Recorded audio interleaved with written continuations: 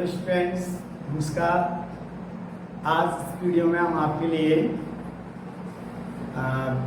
लेके आए हैं टेंस की सीरीज जैसी हमारी चल रही है। तो अगला टेंस 5 नंबर पर, जो कि हमने अभी पिछली वीडियोस में आपको प्रेजेंट के सभी पार्ट्स को क्लियर कराया था। अब हम पास्ट के पार्ट पर चल रहे हैं। पास्ट का पहला पार्ट, जिसे पास्ट इंडेफिनिट टेंस या सिंपल पास्ट टेंस कहते हैं। सिंपल पास्ट टेंस या पास्ट इंडेफिनिट टेंस एक ही होता है।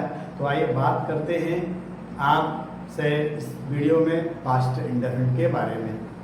देखिए, अगर आप हमारे इस वीडियो को पहली बार देख रहे हैं और आपने अभी चैनल को सब्सक्राइब नहीं किया है तो चैनल को सब्सक्राइब कर दें और हमारे वीडियो को लाइक जरूर कर दें। ठीक है, तो चलिए बात करते हैं पास्ट इंडेफिनिट टेंस की। तो देखिए, पास्ट इंडेफिनिट टेंस, ठीक, सिंपल पास्ट इसको बोल देते हैं। आइडेंटिफिकेशन की बात करें तो देखिए, simple past tense is used to express an action that took place in the past time and is over. यानी इसका मतलब है कि पास्ट टेंस का, आज जो सिंपल पास्ट टेंस है उसका प्रयोग इसलिए किया जाता है, इसमें दर्शाने के लिए कि जो कार्य हुआ था हमारा, वो कार्य हुआ था पास्ट टेंस में, यानी बीते हुए समय में कार्य हुआ था, लेकिन अब तक वो समाप्त हो गया है, यानी खत्म हो गया। इसको ओवर ना, मतलब अब तक वो समाप्त हो गया है। अगर हिंदी की पहचान की बात करें तो मैंने पहचान इसमें लिखी है कि जिन हिंदी वाक्यों की मुख्य क्रिया के रूप में ता था, थी थी, ते थे। ठीक है, क्या? ता था, थी थी, ते थे। या फिर कह सकते हैं या, ई, ये भी इसी के अंतर्गत आते हैं। आज सब समूह आते हैं ऐसे वाक्य जो होते हैं हमारे, वो पास्ट इंडेफिनिट या सिंपल पास्ट टेंस के होते हैं। तो इसका ध्यान रखेंगे। अच्छा, इस टेंस के बाद उस समय ये भी बोध होता है कि कार्य जो बीते हुए समय में ही हुआ था। ठीक, अब देखिए, इसके हेल्पिंग वर्ब की बात करें तो हेल्पिंग वर्ब में इसमें थोड़ा सा आपको समझने की आवश्यकता है। हेल्पिंग वर्ब इसकी डिड लगती है। ठीक, क्या लगती है? डिड। अब देखिए, मैंने समझाने के लिए इसमें लिख दिया है कि डिड किसमें लगती है? नेगेटिव और इंटरोगेटिव सेंटेंस में डिड का प्रयोग होता है, केवल नेगेटिव और इंटरोगेटिव में। एफर्मेटिव सेंटेंस में प्रयोग नहीं होता इसका। अब देखिए, वर्ब फॉर्म की बात करें तो वर्ब फॉर्म, अब इसमें वर्ब फॉर्म दो फॉर्म होती है। एक तो फर्स्ट फॉर्म प्रयोग होती है इसमें और एक सेकंड फॉर्म प्रयोग होती है। तो मैंने ये भी आपके लिए इंडिकेशन डाल दिया है। तो देखिए, फर्स्ट फॉर्म में, जिसमें वर्ब की फॉर्म में कैसे मैंने लिखा है, अगर एफर्मेटिव सेंटेंस है, ठीक, एफर्मेटिव सेंटेंस में सेकंड फॉर्म, एफर्मेटिव सेंटेंस में सेकंड फॉर्म का प्रयोग होगा, ध्यान रखेंगे आप। और डिड का प्रयोग नहीं होगा। डिड, हाँ, डू का सेकंड फॉर्म हो सकती है, वो मेन वर्ब है। ठीक, और सेकंड फॉर्म तथा नेगेटिव और इंटरोगेटिव जो सेंटेंस होंगे उनमें वर्ब की फर्स्ट फॉर्म लगेगी। फर्स्ट फॉर्म लगेगी, डिड लग जाएगी, तो वहाँ वर्ब की फर्स्ट फॉर्म लगेगी। आगे एग्जांपल मैंने दिए, मैंने उसकी सहायता की। ठीक है, मैंने उसकी सहायता की। तो देखिए, ये एफर्मेटिव सेंटेंस, तो आई हेल्प्ड हिम, हमें इसमें डिड लगाने की कोई भी आवश्यकता नहीं है स्टूडेंट। ठीक है, दूसरा एग्जांपल मैंने लिया, उसने मुझे पुस्तक नहीं दी। तो देखिए, यहाँ नेगेटिव है, तो उसने मुझे पुस्तक नहीं दी, तो ही डिड नॉट गिव। अब यहाँ डेव नहीं लगाएंगे, हम ध्यान रखेंगे। डिड नॉट अगर प्रयोग कर लिया हमने तो वर्ब की फर्स्ट फॉर्म। अभी मैं आपको रूल्स बताने वाला हूँ, तो रूल में आपकी समझ में और अच्छे से आ जाएगा। तो he did not give me a book. ठीक, आप चलते हैं हम रूल की तरफ।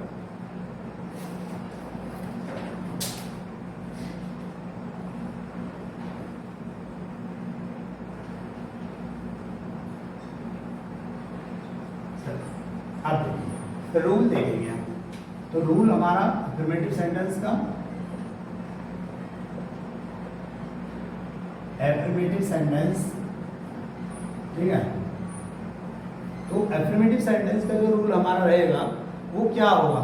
एफर्मेटिव सेंटेंस का रूल, तो हम ध्यान रखेंगे, सब्जेक्ट, ठीक, प्लस वर्ब की यहाँ सेकंड फॉर्म, इसका विशेष ध्यान रखना है।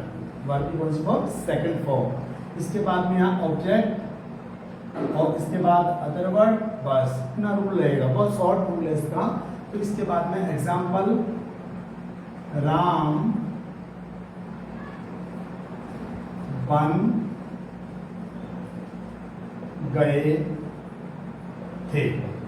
ये भी आता है, गए, या राम बन गए या बन गए थे, ऐसा भी हम लिख सकते हैं। या हम कह सकते हैं या राम बन गए। ठीक है, तो राम वेंट, यानी गो की second form went to exile. यानी जो राम बन गए थे उसके लिए हमें एक्सैक्ट का प्रयोग करते हैं। अगला एग्जाम्पल, कल बहुत तेज बारिश हुई थी।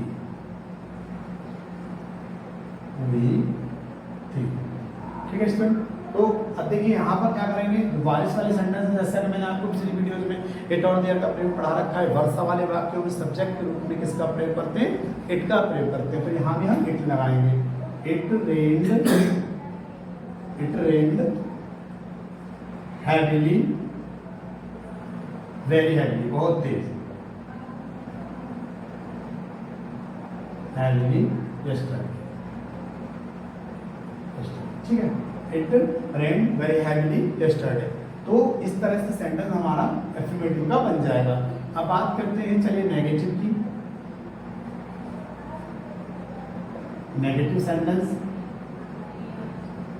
नेगेटिव का रूल, अब नेगेटिव का रूल क्या रहेगा, सब्जेक्ट प्लस यहाँ डेड लगाएंगे और यही लगा देंगे हम डिड नॉट लगा देंगे। अब यहाँ वर्ब की हम लगाएंगे फर्स्ट फॉर्म, इसके बाद ऑब्जेक्ट और फिर अदर। ठीक, अब देखिए एग्जांपल, राधा ने कल अपने कपड़े नहीं धोए थे। धोए ये बीच में आता है। तो Radha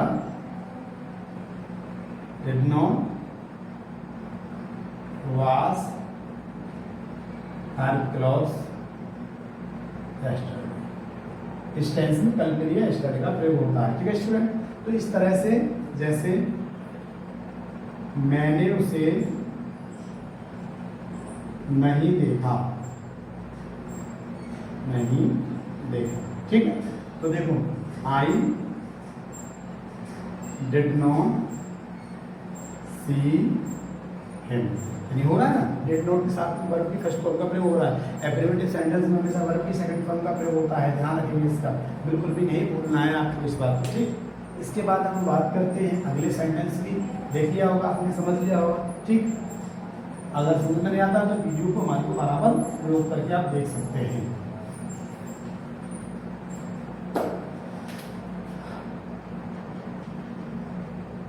first type interrogative sentence.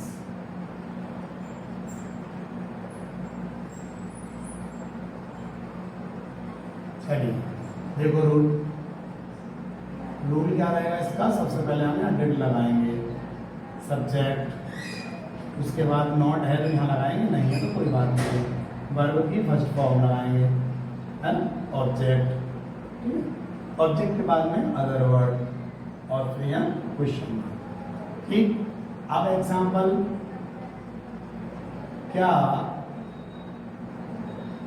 पूजा ने तुम्हें कोई पुस्तक दी? देखो, तो क्या पूजा ने तुम्हें कोई पुस्तक दी? तो डिड सबसे पहले, पूजा गिव यू एनी बुक। ठीक है, तो डिड का प्रयोग पहले हो रहा है इसमें, और यहाँ डिड का प्रयोग हो रहा है। तो इंटरोगेटिव में फर्स्ट फॉर्म लग रही है, वर्ब की फर्स्ट फॉर्म का प्रयोग हो रहा है। एग्जाम्पल दूसरा लेते हैं।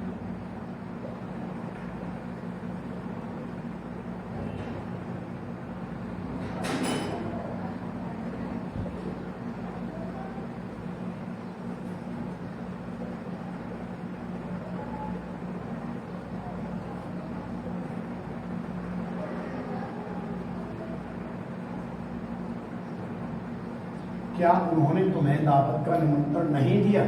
तो देखो कैसे बनाएंगे सेंटेंस को। तो देखो डिड दे नॉट यहाँ लगा देंगे, जैसा कि मैंने बताया सब्जेक्ट के बाद not. Did they not invite you, है। अब क्या उन्होंने तुम्हें निमंत्रण दिया, किसके लिए? दावत का, for party, for the party. ठीक है, तो ये सेंटेंस इस तरह से फर्स्ट टाइप सेंटेंस भी बन जाएगा। ओके स्टूडेंट, अब इसके बाद बात करते हैं हम सेकंड टाइप के इंट्रोगेटिव की।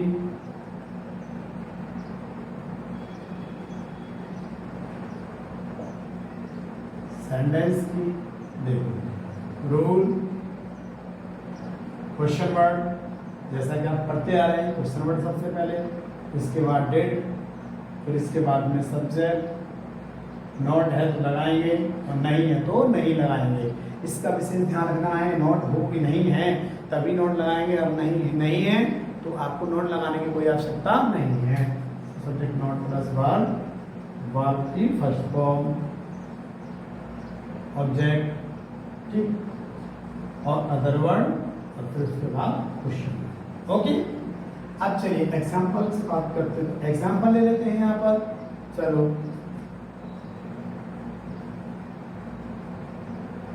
माता जी ने कल तुमसे क्या कहा था? क्या कहा था? ठीक है, तो देखो सबसे पहले क्या कहा था, यानी क्या तो वर्ड आ जाएगा, वर्ड, क्वेश्चन वर्ड, वर्ड। अब इसके बाद लगाएंगे क्या? डिड, बिल्कुल सिंपल। किसने कहा था? माता जी ने। सब्जेक्ट कौन है? माता जी। What did mother. इसके बाद क्या है? नॉट है ही नहीं, वर्ब से। अब किससे? ऑब्जेक्ट क्या है? से टू यू। टू यू लगाएंगे क्योंकि यहाँ पर भी हमारा ऑब्जेक्ट बन के आ रहा है और यहाँ पर भी ऑब्जेक्ट बन के आ रहा है, तो टू यू करते हुए से टू यू यस्टरडे, यस्टरडे।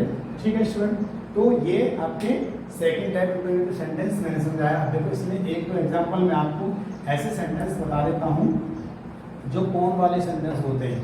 तो देखो तीसरा एग्जांपल है, यह कार्य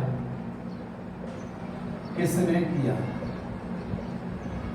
किसने किया? तो देखो, तो किसने किया अगर सेंटेंस आ रहा है, या तो किसने के लिए क्या आएगा? Who did this work. अब देखिए ये जो डिड मैंने लगाई है यहाँ पर डू की सेकंड फॉर्म का प्रयोग किया है। इसमें जो सेंटेंस में यूज होता है ये हु वाले सेंटेंस होते हैं हमारे, कौन वाले? हु वाले। तो इनको हम एफर्मेटिव सेंटेंस की तरह ही बनाते हैं। जैसे अगला एग्जांपल लेंगे, इन फूलों को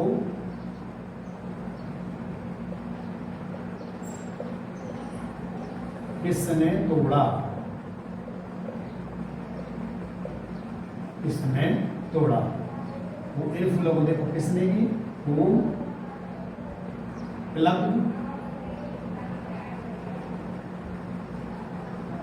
these flowers। ठीक है स्टूडेंट, तो मैंने आपको पास्ट टेंस में जितने रूल्स जो भी नियम होते हैं मैंने आपको सब बता दिए। तो देखिए आपको हमारी वीडियो पसंद भी आई होगी, और मैंने चैनल का नाम ही अपना इस कॉर्नर पर लिख रखा है, आप इसे सर्च कर सकते हैं।